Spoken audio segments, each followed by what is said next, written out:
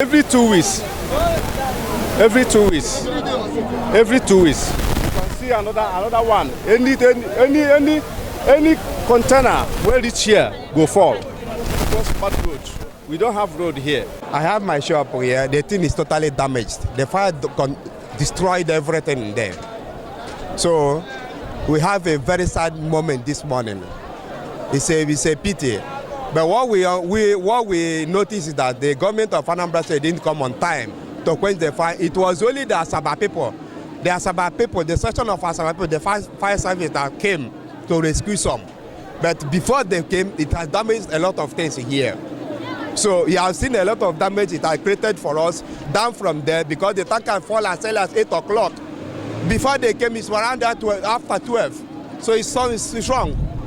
The government should help people. Whenever emergencies arise, they should help people. Since last year, the Lord have killing people. Since last 2 years. So let them liberate the Lord. Let our government help us. People are dying. See how people who have shop here. People are dying. Let them help us.